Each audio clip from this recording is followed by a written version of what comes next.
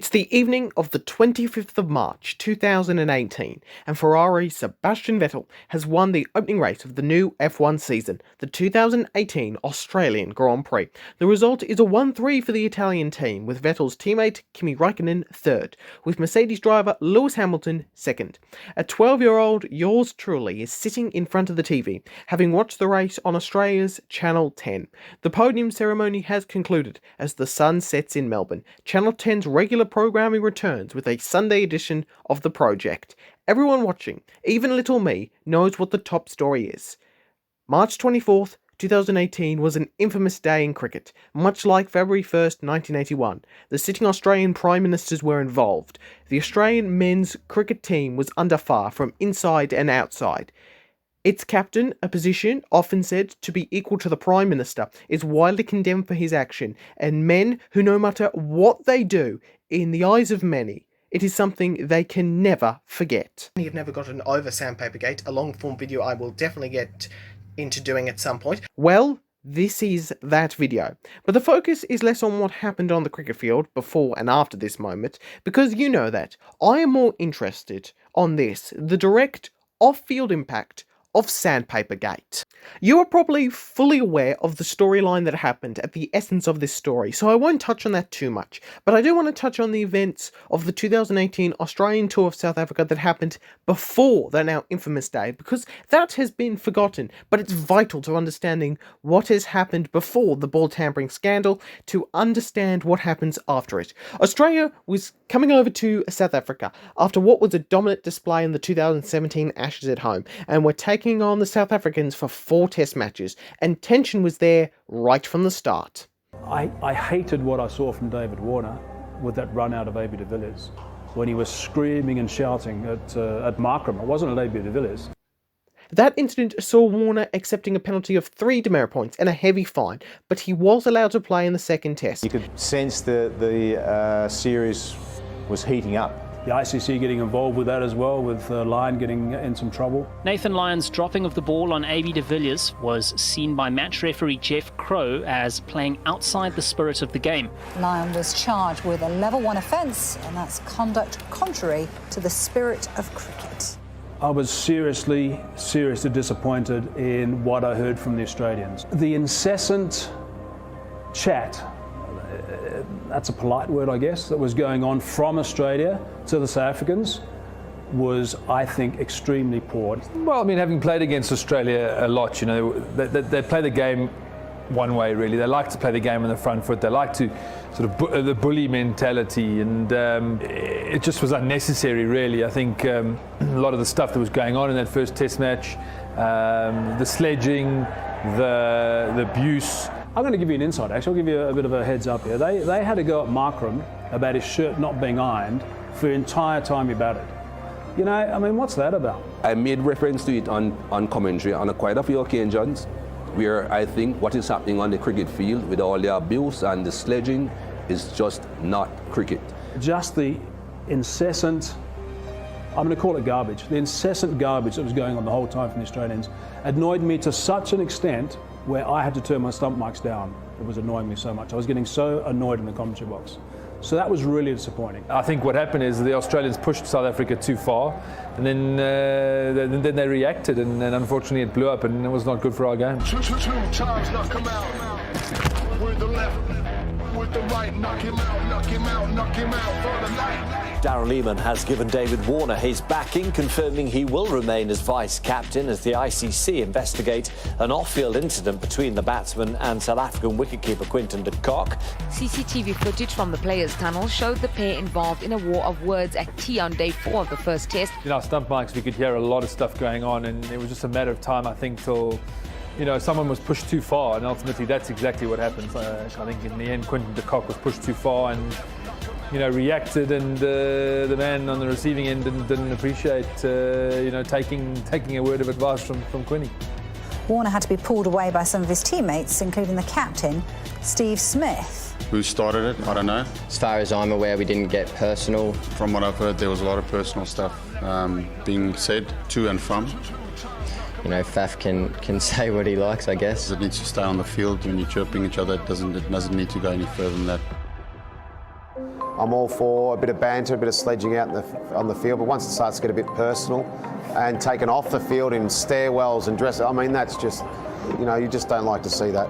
It was horrible. It was horrible for the game. It really was poor for the game. Mitchell Starc was too much to handle for quite an unexperienced South African 11 who were downed by 118 runs. Series moved to Port Elizabeth for the second match, where Rabada took 5 for 96 in the first innings and 6 for 54 in the second innings in a man-of-the-match performance that led South Africa claiming a 6-wicket win. But it was what he did after taking Steve Smith's wicket in the first innings that was the debate of the week heading into Test 3 in Cape Town. That might be out LBW here. I don't think there was any intent to be physical.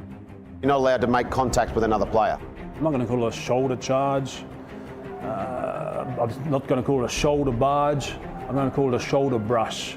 Rabada was over the top with his celebration of the wicket and was really in the batsman's face, Steve Smith. And you don't mind if those reactions maybe losing a percentage of his match fee, but when it went down to him earning extra points, going over the mark and going to be banned for 2 games, then he's letting the team down. If I knew that I did it deliberately, then I wouldn't have gone into contest.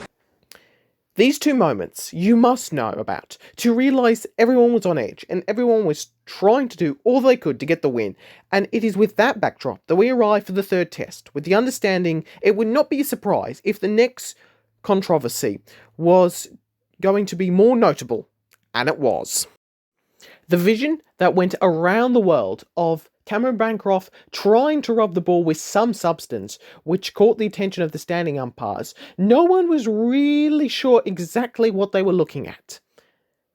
After the game, there was really no other option but for Captain Steve Smith and opener Cameron Bancroft to acknowledge they had tried to tamper with the ball. An investigation into the incident by Cricket Australia, Bancroft admitted it was sandpaper, which cricketers use to maintain their bats, hence why he had sandpaper in the first place. Smith also admitted that he knew of the plan in advance of Bancroft's actions. Smith said that the plan was made during the lunch break by the leadership group, which he did not name.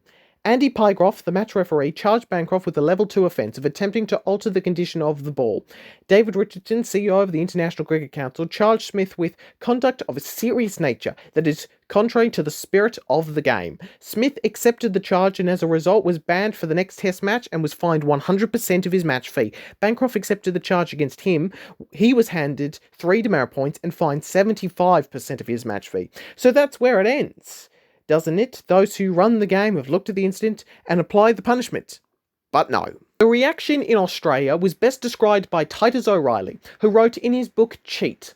When Australian player Cameron Bancroft was caught on camera using sandpaper to doctor the ball against South Africa in 2018, Australia lost its mind. It was the #1 news story for weeks. Radio stations had callers ringing in who were in tears over the incident. Bancroft's biggest mistake was forgetting that he was playing cricket with about 40 high-definition cameras watching him.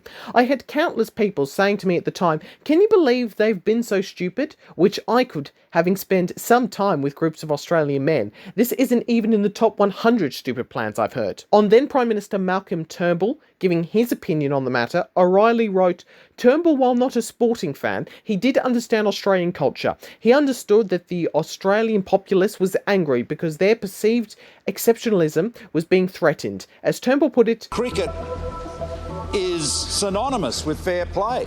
O'Reilly noted that this statement is factually incorrect, but Turnbull was right in the sense that it's how cricket is perceived. Like all great nation-building cultural myths, it's more something to strive for than something that actually happens. How could Australia cheat? How could cricketers cheat? This was not new, and in fact was far from the worst cheating scandal in cricket history, and this should not have been the biggest scandal in Australian cricketing history, and yet it was about to be. I hope you're sitting down for this because you might not like what I am about to say. Ball tampering is not that serious of an offence. The International Cricket Council is the governing body for the sport as much as England's MCC and the India's BCCI tries to ensure otherwise. It has held that role since 1909. They are the arbiters. They are the ones who come to these major decisions. And the reality was that this should not have been a major scandal. Not one of the 3 requirements that are needed after an instance in ball tampering were followed after the umpires inspected the ball. They chose to not offer the ball to the South African team to replace it if they wished, which if they had would have required them to move the damaged ball, allowing for the batting team to pick the new ball and then award the batting team 5 penalty runs. These options are available to the umpires under Law 41.3 of the Laws of Cricket. This is exactly what happened in a test match in 2006 at the Oval between England and Pakistan, where the umpires caught Pakistan allegedly tampering with a ball in an incident that has divided opinion since on whether or not the ball was actually tampered and led to Pakistan refusing to play and the umpires awarding the match to England via forfeit. The fact that the umpires did not do this was thanks to the great work of the production team. The cricket ball had not been altered in any noticeable way. We have world-class cameramen that work for Supersport. Those guys are trained. They've got, there's 30 cameras that are slaving away all the time. There's 18 man cameras. I mean, it was just a magnificent piece of camera work and teamwork from the cameramen and also from the production room with Alvin and, as a director. Just the way it was all sewn together in real time, on the big screen as well. That was the big thing. People don't remember the big screen was also important, and that's independently operated from our broadcast. So that was the big thing, and Bancroft panicked clearly when he saw it on the big screen. Don't think you, an idiot who rambles on Twitter, knows more than the people who run an international sport for a living, because you don't. And the reality was that this punishment, especially for something that didn't actually eventuate to the fullest extent, was a fair punishment. Now, obviously, the trust in Smith as captain, and especially Warner, the man behind the whole scandal and the whole idea to tamper with the ball, as vice-captain, was lost, and so them losing their positions is fair enough. But what wasn't was what happened next. So the actual tampering of the ball happens on March 24th, and Cricket Australia's report is finalised on March 28th. Wait, really? Is it possible for that to be wrapped up that quickly? Why in the world would Cricket Australia wrap it up this quickly? Because it already knew what it had to do, at least to stop the public from boycotting matches and never watching cricket again, like anybody has ever followed through on a threat never to watch a sport again. Now, for my part, I do believe the 3 of Bancroft, Smith and Warner were the ones behind this. I find it, while not impossible, unlikely the bowlers or coach Darren Lehmann had any knowledge, and if they did, I find it unlikely they would play a major part in all of this.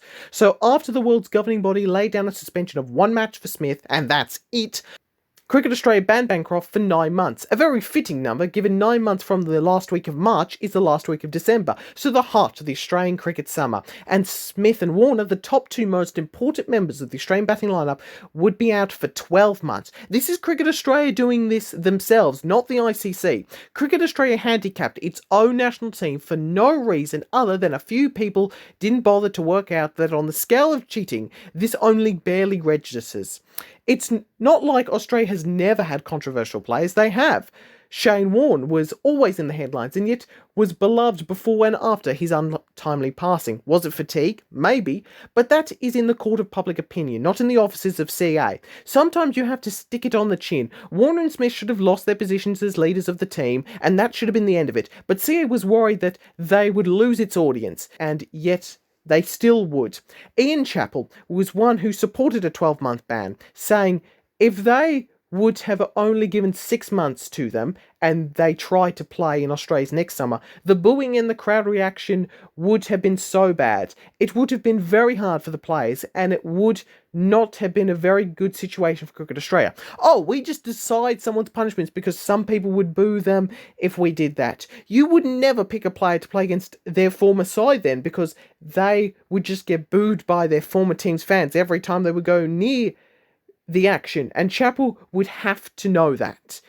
The 12-month ban was largely there because Australia's next test series wasn't until its home series against India, so the 12-month ban was really purely there to ensure they wouldn't participate in that series, and Bancroft would only reappear halfway through that summer.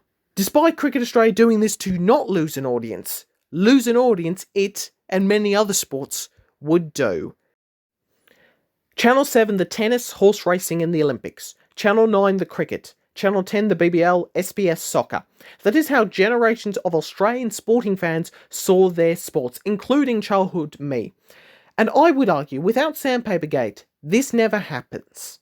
Cricket Australia signing a near $1.2 billion 6-year broadcast deal with Channel 7 and Foxtel. Whilst it's too early for us to have fully absorbed what this new investment will mean for cricket, it's clear that this new deal will help power our strategy. For us, this deal is about certainty. It's the foundation of the transformation that's going on at 7. It means that after 4 decades on 9, the new home of Test cricket will be 7. Channel 9 says it's proud of its decades-long association with cricket and wishes the new partnership well. Channel 10, too, left empty-handed, with 7 set to broadcast 43 Big Bash games simulcast on Fox Sports. The pay TV provider is set to show 16 matches exclusively. When Channel 7 got the rights for all of cricket, it has been a one-up show of seeing who can seek revenge on the other. Channel 9 won the Australian Summer of Tennis rights off 7, 10 took the Flemington Carnival off 7, and 10 also claimed soccer rights, and now 9 will broadcast the Olympics. The universe became all out of whack, and while some, like 9 and the tennis, haven't worked out too badly, the rest has. Channel 10 has basically destroyed any audience they had, with racing fans like myself preferring racing.com, not helped by Sydney taking advantage of a weakened Melbourne and aligning with 7 to broadcast their races over the time frame taken up by the Melbourne Cup Carnival, including the first 2 editions of the Big Dance, which has resulted in multiple people confusing 7 as the channel with the Melbourne Cup, not 10, and yet still, this is set to continue, with Channel 9 to broadcast the Cup starting in 2024. 7 Cricket's coverage is okay, but lacks the mystique that 9 had. Channel 10 have basically the A-League, but soccer remains poorly run, and many have had trouble watching games on Paramount+. 7's AFL coverage has been poor for numerous years, especially with regards to commentary, and yet they are sticking on with the AFL until at least 2031, with 9 the only real threat in the dying moments of recent negotiations. But back to cricket. Interest in it has seemed to have weakened as well, especially in the Big Bash League. The BBL became a shell of its former self, and even though it has improved in the last few seasons, it feels like the aura is gone and the quality is not the same. Without 7 and Foxtel taking the rights after Sandpapergate, the BBL would have never seen games go behind a paywall or the season get longer. The 2 primary reasons for the BBL's drop in popularity from its peak around BBL 5 to 7. Mistakes were made in that test, but the biggest mistake was looking at public opinion to decide what should happen and rushing it to make it look like what everyone wanted it to look like rather than what it was. Ball tampering is bad, but this was not the worst example of ball tampering, and yet it got the biggest punishment. That did 2 things. First, it delayed all the success Australia is having now by 4 years. Had Australia allowed our 2 best batsmen at the time to actually play, Australia may very well have never lost to India, not once but twice on home soil during Test series. It may very well have won a national series in England rather than drawing 2. It may be the current back-to-back World Cup champions and World Test Championship champions as well. The Australian edge is still there, and for all woke Pat Cummins, he's still aggressive, just in a different form. Just look at his decision to bowl first in the 2023 World Cup final, or the way he and Lyon batted as they got across the line with 2 wickets to spare against England at Edgbaston in 2023. CA's punishment was out of line with the ICC's punishment because the ICC know what was true, that ball tampering is nothing more, nothing less than a 1-test punishment. All the success that Australia's had recently, it could have happened so much sooner if it wasn't for some whiny know-it-alls who didn't fully comprehend the scale of cricketing cheating. But the other thing it would do was to change the way a generation saw Australian sport on television. Now, to be fair, 9 had already picked up the tennis rights before the cricket rights had been announced. So that's a sign they were always going to lose out on those negotiations, despite having been the broadcaster of cricket for 4 decades. But what Sandpapergate ensured was that 7, not 10, would be the broadcaster of cricket on free-to-air television here in Australia. That is significant because 10 had had the Big Bash for many seasons at that point and would have resisted any change to that order. So, it is likely to presume that 10 would at the very least have had 100% of all cricket games in the Big Bash League to be broadcast by them, and probably the season would not have been lengthened, and ensuring the Big Bash League would at least have maintained some sort of popularity. But it also had that knock-on effect. With 10 having cricket rights, they probably don't have the money to spend on the horse racing, which means Channel 7 and Bruce McAvaney would remain the face of Australian horse racing. And as for the AFL, maybe Channel 9 will be the broadcaster when the new AFL rights kick in 2025. But we'll never truly know, because it is impossible to be 100% sure what would have happened from a broadcast rights perspective and from an on-field cricketing perspective for the Australian men's national cricket team. If everyone just calmed down and said, you know what, one test match ban is probably fair enough. Smith and Warner lose their positions in the leadership group, but that's really all that should have come out of Sandpapergate.